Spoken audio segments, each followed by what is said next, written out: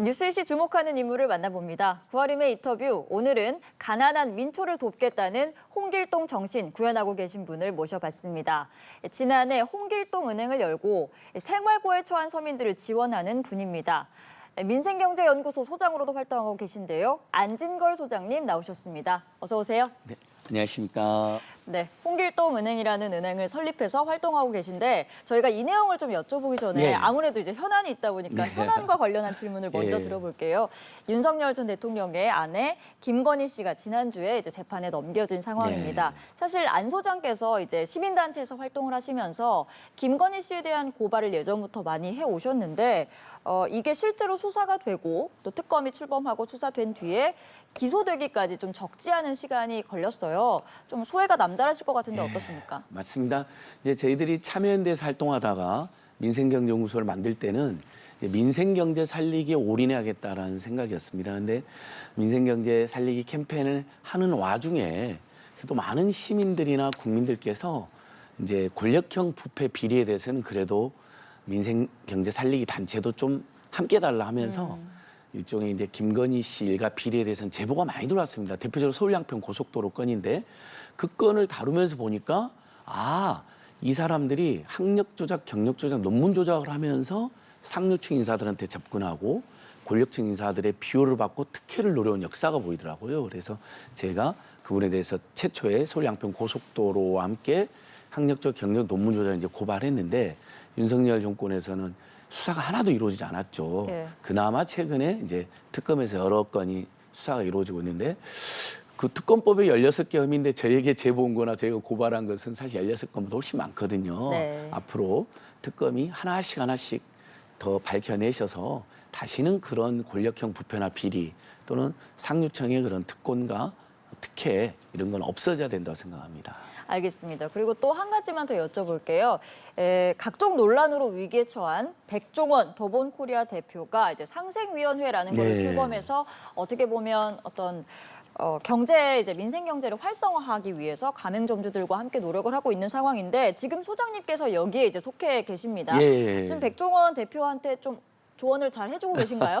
열심히 하고 있습니다. 그러니까 백종원 대표 자체가 굉장히 이제 핫한 인물이고 또 논란 속에 있기 때문에 상승위로 참여했다니까 비판하는 분도 계시더라고요. 근데 네. 저희는 그 백종원 씨나 더본코리아 편을 들려고 들어간 게 아니라 예. 말 그대로 상생위원회이기 때문에 가맹점주 편에 서서 연돈 볼카츠 사태라고 있었거든요. 이분들이 과장 광고라든지 본사의 갑질로 큰 피해를 봤는데 그 문제를 좀 해결해달라고 호소하는 입장입니다. 그리고 25개 브랜드에 3천여 명이 넘는 가맹점주 계시거든요. 3,000명 이상. 예, 그분들을 위해서 회사 더 많은 지원, 더 많은 상생을 해라는 촉구를 하는 역할이거든요. 그래서 본인이 300억 또 그 회사가 출자도 했고 앞으로는 상생에 최선을 다하겠다고 하니까 아직도 연던 볼카츠 사태라도 해결이 안 되고 있지만 가맹점주들 입장에서 하나씩 결단을 내리고 프랜차이즈 모범을 보여줄 것을 제가 호소하고 촉진하는 역할을 계속 할 생각인데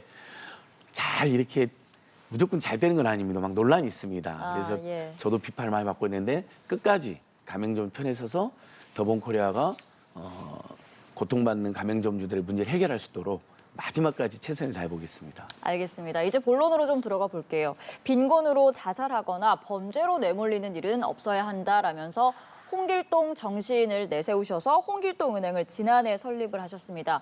이게 어떤 건지 좀 간단하게 설명 쉽게 한번 해주실까요? 네, 제가 피켓은 잠깐 한번 보여드릴게요. 이렇게 이제 저희들이 이렇게 홍길동은행이라고 이제 만들어가지고 활동을 하고 있는데요. 이제 조선시대 이제 홍길동이 의적이면서도 활빈당, 가난한 사람들이나 서민들, 중산층을 도와주는 역할을 하지 않았습니까? 현대판에도 홍길동은행이 필요하다. 그래서 제가 만든 계기는 작년 한 해 동안 10만 원 이하의 소액 절도로 입건된 우리 국민들이 11만 명에 가깝습니다. 10만 원 이하의 소액 절도로. 그것은 모든 사회적 분류에서 생계형 범죄라고 분류가 되거든요. 근데 문재인 정부 때는 4만 명 수준이었는데 경제 민생 위기가 심화되니까 11만 명으로 늘어났더라고요. 통계를 보니까. 그러면 우리 국민들께서 착하고 열심히 살다가 도저히 일자리 없거나 먹을 거리가 없으니까 일부는 극단적 선택으로 내몰리고 일부는 노숙으로 내몰리고 일부는 범죄로 내몰리고 있구나. 그래서 해서는 안 되는 범죄까지 저지르는 그런 상황이거든요. 그래서 네. 안 되겠다. 10만 원의 소액절도를 해야 될 상황이면 제발 그런 선택을 하지 말고 또는 막 온 가족이 동반으로 극단적 선택하는 경우도 종종 네. 있잖아요. 제발 그러지 마시고 저희한테 연락을 주시면 바로 가족 1인이면 10만 원, 가족 2인이나 3인이면 20만 원을 보내드릴 테니까 그걸로 뭐 예를 들면 10일이든 20일이든 끼니를 좀 때우고 네. 그다음에 통신 요금을 내갖고 통신을 복구한 다음에 알바를 어떻게든 일자리를 단기 일자리라도 찾아내셔가지고 제발 생애 위기를 극복해달라. 그래서 홍길동원을 제가 만들게 되었습니다. 네, 이게 작년 4월에 1차 사업을 시작해서 지금 벌써 8차까지 마무리됐다고 하는데 뭐 이게 지원을 받는 사람 입장에서는 뭐 10만 원씩 소액이지만 소중한 돈을 지원받는 네. 건데 은행 입장에서는 그래도 돈이 꽤 많이 들 것 같거든요. 맞습니다. 지금까지 뭐 지원한 규모 대략 어느 정도 됩니까?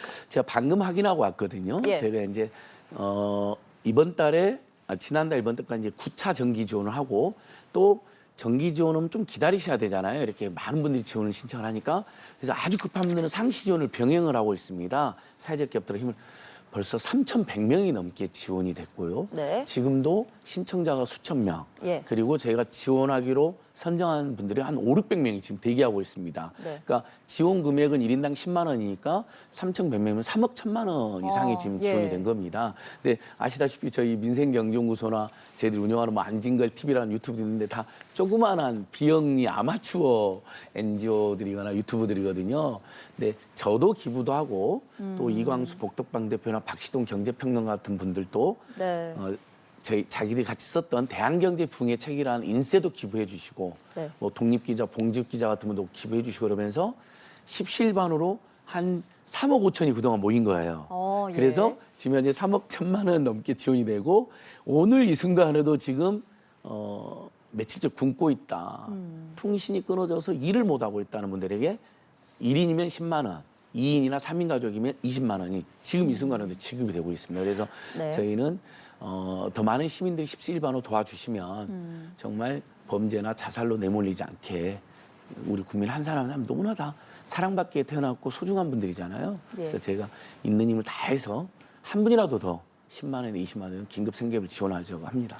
그런 지원을 받으셨던 분들 중에 좀 기억에 남는 사례랄까요? 내가 이 10만 원을 이 홍길동 은행으로부터 지원받아서 정말 큰 위기를 극복했다. 네. 이런 분들 좀 있었을까요? 여러 사연이 있는데 제일 눈물 나는 사연이 한 초등학생이 엄마가 굶고 있습니다 하고 저희한테 편지를 보내셨어요. 네. 그러니까 돈이 없고 치료비 쓰고 그러면 이제 돈이 그 식료품을 살 돈이 없으니까 엄마 입장에서는 아이들 먹을 건 먹이고 본인은 굶고 있었나 봐요. 근데 그 아이가 엄마가 굶고 있으니까 제발 좀 도와주십시오 해서 제가 가족 숫자들을 또 지원했던 기억이 나고요. 예. 어떤 분은 산에서 노숙을 하고 있다 며칠째. 산에서. 예. 동네에서 노숙하면 소문나고 창피해서 그래서 좀만 자기를 지원해주면 알바를 어떻게든 찾아서 재기를 해보겠다.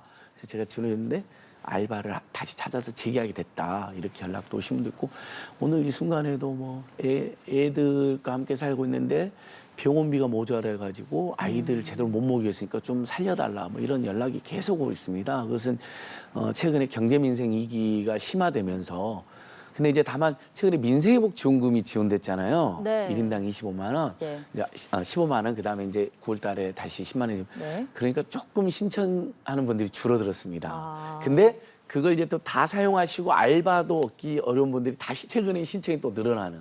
그래서 제가 해야 될 일이 많구나 지금 이렇게 더 분발했다 생각하고 있습니다. 네, 많은 이제 가슴 아픈 사연들이 있는데 이제 소장님께서 그런 은행을 통해 지원을 해주셔서 여러분들이 위기를 극복하고 있는 상황입니다. 네. 그리고 조금 전에 이제 민생회복 소비 쿠폰 이야기를 네. 하셨는데 저희가 이제 시간 관계상 마지막 질문을 드려볼게요. 이제 이재명 대통령도 민생 경제 최우선으로 삼아야 한다라고 늘 강조를 하고 예. 있습니다. 이제 그런 의미에서 이제 민생회복 소비 쿠폰도 지급이 됐던 것인데 앞으로 좀 근본적으로 어떤 정책을 추진해줬으면 예. 좋겠다 하는 거 한 가지만. 맞습니다. 한번 저희는 말씀. 민생회복지원금 너무 잘한 정책으로 생각하는데 이걸 뭐 2번, 3번, 4번 하기는 우리 국가 재정이 만만치가 않지 않습니까? 네. 또 그걸 좀 부정적으로 생각하는 일부 국민들도 계셔서 쉽지는 않을 텐데요.